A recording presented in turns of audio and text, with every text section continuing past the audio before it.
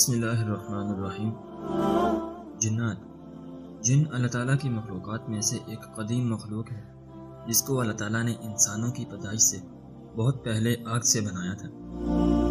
انسانوں سے پہلے زمین پر جنات آباد تھے، لیکن اللہ تعالیٰ نے خلافت عرضی کا اعزاز انسان کو عطا فرمایا۔ جنات اب بھی موجود ہیں اور زمین کے مختلف حصوں میں آباد ہیں۔ جنات کو اللہ تبارک و تعالیٰ نے یہ قدرت دی ہے کہ وہ انسانوں کو نظر نہیں آتے، جیسے فرشتے انسانوں کو نظر نہیں آتے۔ جنوں کی اپنی کوئی شکل نہیں، وہ نظر نہ آنے والی ایک لطیف مخلوق ہے۔ اللہ تبارک و تعالیٰ نے جنات کو اختیار دیا ہے کہ وہ جو شکل چاہیں اختیار کر سکتے ہیں۔ عام طور پر جنات سانپ، بلی اور کتے کی شکل اختیار کرتے ہیں۔ مجموعی لحاظ سے جن انسان سے زیادہ طاقتور نہیں، صرف اتنا ہے کہ وہ نظر نہیں آتا، لمبی لمبی مسافت بہت جلد قطع کر لیتا ہے اور انسانی جسم میں حلول کر سکتا ہے، وغیرہ وغیرہ۔ جنات کی عمریں انسانوں کی نسبت بہت زیادہ لمبی ہوتی ہیں، کئی سو سال ان کی عمریں ہوتی ہیں۔ انسانوں کی طرح جنات بھی عقل و شعور کے مالک ہیں اور مکلف، یعنی احکامات خداوندی کے پابند ہیں۔ انسانوں کی طرح جنات بھی ہر طرح کے فرقے اور گروہ ہیں، ان میں بھی مسلمان اور کافر، نیک اور بد ہیں۔ جنات میں بھی دیگر مخلوقات کی طرح نر و مادہ ہیں اور ان میں بھی باقاعدہ توالد و تناسل کا سلسلہ ہے۔ جنات میں شریر لوگوں کا نام شیاطین ہے۔ قرآن کریم میں اسی قسم کے جنات کو شیاطین کہا گیا ہے۔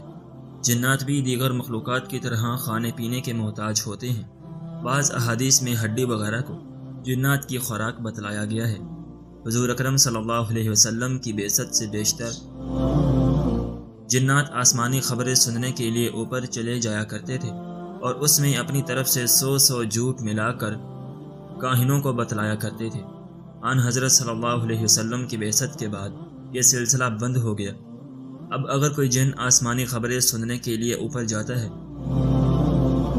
تو شہاب ثاقب کا انگارہ پھینک کر اس کو بھگا دیا جاتا ہے۔ زمانہ جاہلیت میں لوگ جنات کی پناہ مانگا کرتے تھے۔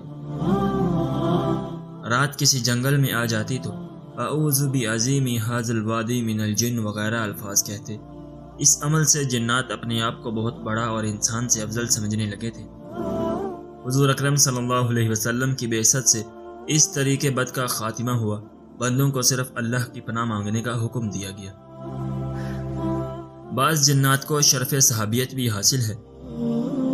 نصیبین کے بعض جنات نے رسول اللہ صلی اللہ علیہ وسلم سے براہ راست قرآن کریم سننے کا شرف بھی حاصل کیا ہے۔ نیک اور فرما بردار جن جنت میں جائیں گے، کافر اور نافرمان جن جہنم میں داخل کیے جائیں گے۔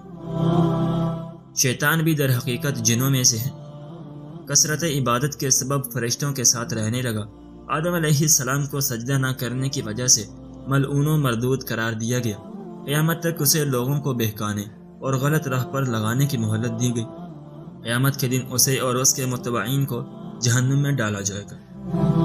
جنات کا وجود قرآن و حدیث کے قطعی دلائل سے ثابت ہے، لہٰذا ان کے وجود کو تسلیم کرنا فرض ہے۔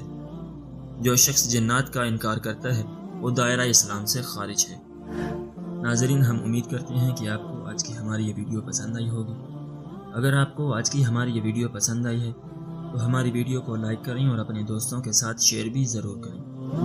اور اگر آپ نے ابھی تک ہمارا چینل سبسکرائب نہیں کیا تو ہمارے چینل کو بھی سبسکرائب کر لیں